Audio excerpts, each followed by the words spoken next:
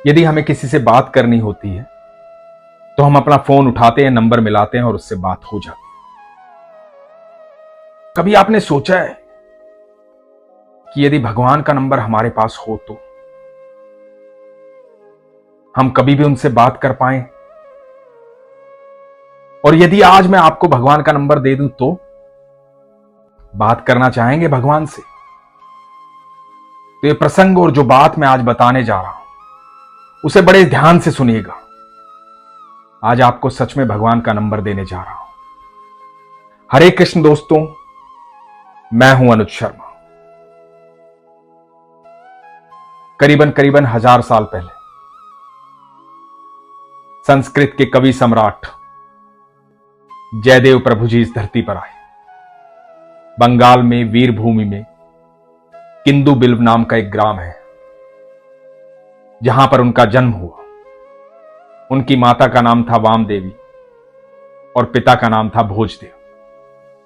जयदेव प्रभु जी ठाकुर जी के अनन्य भक्त, एक ऐसे भक्त जिन्होंने एक ऐसी रचना कर दी, उस रचना को आज भी यदि आप गाएंगे तो साक्षात ठाकुर जी आकर के सुनेंगे, जिसका नाम है गीत गोविंद।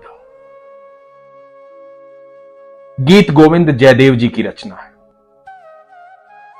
प्रभु के इतने करीब थे, इतने प्रेमी थे, ईश्वर उनसे प्रेम करते थे। दुनिया तो ईश्वर से प्रेम करती है, जयदेव जी को प्रभु प्रेम करते थे। हुआ यूं कि जब वो 5 साल के थे तो उनके माता पिता बैकुंठ धाम चले गए। उनके पिता ने एक निरंजन नाम के व्यक्ति से कर्ज ले रखा था। जयदेव जी सिर्फ भक्ति करते थे, भगवान का भजन करते थे, उसी से उनका जीवन यापन चल रहा था। उनकी पत्नी का नाम पद्मावती था। जयदेव जी भजन करते, कीर्तन करते, भगवान की भक्ति में लीन रहते। समय बीतता जा रहा था। इधर जो निरंजन है, जिससे कर्जा ले रखा था, उसके मन में लालच आया। उसने जयदेव जी को जाकर के कहा कि देखो भैया जयदेव, मैं तुम्हारे ठाकुर जी और तुम्हारी राधा रानी को नहीं जानता, उनको तुम ही समझो। तुम तो हर बात उनके भरोसे चला देते हो, कह देते हो कि मेरे ठाकुर जी जाने, मेरी राधा रानी जाने। मैं तो इतना जानता हूं कि तुम्हारे पिताजी ने मुझसे कर्जा लिया था, मेरा कर्जा चुका दो ब्याज समेत, और यदि नहीं चुकाते हो तो मैं एक कागज लेकर आया हूं, इन पर दस्तखत कर दो, तुम कर्जा मुक्त हो जाओगे, तुम्हारा मकान मेरे नाम हो जाएगा। क्योंकि तुम तो विरक्त भाव में आ चुके हो। तुम कहते हो कि मेरे ठाकुर जी देखेंगे, राधा रानी देखेंगी। भैया मेरा तो पैसा गया है, मुझे तो मेरा पैसा चाहिए। अब तुम निर्धारित कर लो कि तुम्हें क्या करना है। जयदेव जी तो प्रेम में जीते थे ठाकुर जी के, उनको ठाकुर जी के अलावा कुछ चाहिए ही नहीं था। उन्होंने कहा कि ठीक है, आप ये घर रख लो और निश्चिंत हो जाओ, मुझे इस घर की जरूरत नहीं है। और जयदेव जी ने दस्तखत कर दिए। निरंजन जो है बड़ा खुश हो गया, लालची था, जयदेव जी को बेघर कर दिया। कह दिया कि तुम्हारे ठाकुर जी और राधा रानी थोड़ी हैं, वो आकर के थोड़ी पैसे देंगे, मेरा कर्जा उतारना है तो एक घर दे दो। घर ले लिया, उसकी मंशा पूरी हो गई। जब वो जाने लगा, इतने में उसकी बेटी भाग करके आई और बेटी चिल्ला रही थी कि बाबूजी घर चलो, घर जल गया, घर में आग लग गई है। बाबूजी घर चलो, घर जल गया, घर में आग लग गई है। निरंजन हड़बड़ा गया। जयदेव जी भी वहीं खड़े थे। निरंजन भाग करके अपने घर की तरफ गया। जयदेव जी को भी चिंता हुई। उनको तो हर जीव से प्रेम था, हर जीव की चिंता थी। वो तो संभाव में जीते थे। उनके मन में जरा भी ये नहीं आया था कि ये व्यक्ति मुझसे मेरा घर लेने आया था, कि ये व्यक्ति अभी अभी मुझसे कह रहा था कि तुम्हारे ठाकुर जी और राधा रानी को तुम जानो।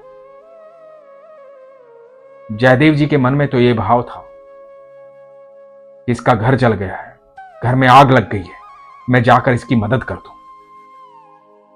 तो निरंजन भागता हुआ अपने घर जा रहा था। जयदेव जी पीछे पीछे जा रहे थे। जाकर देखा पूरा मोहल्ला इकट्ठा हुआ है, पूरी बस्ती इकट्ठी हुई है। निरंजन के घर में आग लगी हुई है। चारों तरफ लोग देख रहे हैं, लोग जलता हुआ घर देख रहे हैं, तमाशा देख रहे हैं, तमाशबीन बने हुए। निरंजन बिलख बिलख करके रो रहा है, हड़बड़ाया हुआ है, घबराया हुआ है। इस बीच जयदेव जी चलकर निरंजन के घर में घुसते हैं, जलते हुए घर में। और जैसे ही पहला कदम निरंजन के घर में रखते हैं, आग अदृश्य हो जाती है, गायब हो जाती है, सब कुछ पहले जैसा हो जाता है। ये देख करके सब हैरान है कि ये कैसे संभव हो सकता है। और जयदेव जी भजन कर रहे हैं भगवान का। निरंजन जयदेव जी के चरणों में गिर जाता है, क्षमा याचना करता है, कहता है मुझे क्षमा करें, मैंने आपको पहचाना नहीं, मैंने आपके ठाकुर जी को पहचाना नहीं। उसके बाद निरंजन भी ठाकुर जी का भक्त हो जाता है। कुछ दिन के बाद जयदेव जी पुरी की तरफ चलते हैं। भगवान जगन्नाथ के अनन्य भक्त हैं जयदेव जी। वहां से अपने मित्र को लेते हैं, पराशर को, और पुरी के लिए रवाना होते हैं। जब पुरी के लिए रवाना होते हैं, भजन करते हुए, कीर्तन करते हुए, ठाकुर जी को याद करते हुए, तपती धूप है, मित्र के साथ चलते जा रहे हैं पुरी की तरफ। धूप बहुत तेज है, प्यास लगी है, इधर उधर कहीं भी पानी दिखाई नहीं दे रहा है, बहुत जोर से प्यास लगी है। दोनों मित्र प्यासे हैं, भजन कीर्तन करते हुए आगे बढ़ते जा रहे हैं और बेहोश होकर के जमीन पर गिर जाते हैं। तभी एक नन्हा सा बालक आता है, खूबसूरत बालक, मोटी मोटी आंखों वाला, घुंघराले बालों वाला।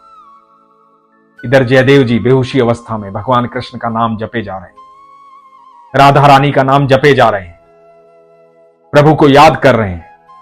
वो बालक आकर के जल देता है, प्यास बुझती है, आगे राह दिखाता है। जयदेव जी को बिल्कुल यह होश नहीं है कि मेरे कन्हैया आए हैं मुझे पानी पिलाने। मग्न है अपनी भक्ति में, पुरी की तरफ बढ़ने लगते हैं। भगवान में इतने खोए रहते हैं, इतने खोए रहते हैं, पुरी पहुंच जाते हैं। भगवान के अनन्य भक्त हैं, सुबह शाम दिन रात बस ठाकुर जी, राधा रानी, ठाकुर जी, भक्ति में खोए रहते हैं। कवि हैं, भगवान के लिए भजन लिखते रहते हैं, कविताएं लिखते रहते हैं, उनका गायन करते रहते हैं। अचानक से उस भाव में डूबे हुए उन्हें दिखाई देता है कि सुनील पर्वत श्रेणियां सामने है, कालंदी नदी बह रही है, यमुना किनारे कदम के पेड़ के नीचे मोर पंख लगाए हुए, बांसुरी लिए हुए, पीतांबरधारी, मोटे नयनों वाले, अनंत ब्रह्मांड में सबसे खूबसूरत, जिनके पूरे शरीर से अद्भुत तेज निकल रहा है, ठाकुर जी साक्षात खड़े हुए, बंसी बजा रहे हैं। उसी भाव में इतने मोहित हो जाते हैं, ध्यान में मग्न है, ठाकुर जी को देख रहे हैं। ठाकुर जी बंसी बजा रहे हैं और उनके मुख से अचानक से जो पंक्तियां निकलती हैं वही कहलाती हैं गीत गोविंद। कहा जाता है जब भी गीत गोविंद गाया जाता है तो साक्षात ठाकुर जी वहां पर खड़े होते हैं। यदि आप ठाकुर जी से मिलना चाहते हैं, उनकी अनुभूति करना चाहते हैं, यदि साक्षात ठाकुर जी को देखना चाहते हैं, आप चाहते हैं कि ठाकुर जी से आप संपर्क में आए, आप चाहते हैं कि ठाकुर जी को आप देखें, आप चाहते हैं कि ठाकुर जी के उस रूप को आप अनुभव करें। तो जब चाहे मन में आए एक बार गीत गोविंद गाएं। जैसे ही आप गीत गोविंद गाएंगे आपके शरीर की ऊर्जा बदल जाएगी। ठाकुर जी से संपर्क करने का सीधा साधन है गीत गोविंद। यही ठाकुर जी का फोन नंबर है। आपकी आस्था सच्ची होनी चाहिए, आपका विश्वास सच्चा होना चाहिए, आपका भाव सच्चा होना चाहिए, क्योंकि सरल भक्त ही भगवान से मिल पाते हैं। जब आप सहजता में आ जाते हैं, संपूर्ण विश्वास में आ जाते हैं, जब आप भाव में खो जाते हैं, किसी प्रकार की कोई शंका नहीं रहती है, जब आपको हर पल यह महसूस होता है कि मेरे ठाकुर जी मुझे सुन रहे हैं, जब आप सच में सरल हो जाते हैं, उस भाव में जाकर के एक बार गीत गोविंद गाइए और फिर देखिए कुछ ही क्षण में आपको ठाकुर जी की अनुभूति हो जाएगी। गीत गोविंद सुनने मात्र से आपके शरीर की ऊर्जा बदल सकती है। तो जब भी मौका लगे एक बार गीत गोविंद गाइए, सुनिए, आप वहीं पर ठाकुर जी को अनुभव करेंगे। और आपको ये प्रसंग सुनने के बाद जो अनुभूति हुई है उसे लिखिएगा जरूर, बताइएगा जरूर। और ठाकुर जी की अनुभूति करने में देर ना कीजिए। अब आपके पास ठाकुर जी का संपर्क नंबर है, संपर्क कीजिए ठाकुर जी से, लेकिन अपने विश्वास को प्रगाढ़ रखिए। इसीलिए हमेशा कहता हूं, अपने विश्वास को मजबूत रखिए, अपना ख्याल रखिए। हरे कृष्ण।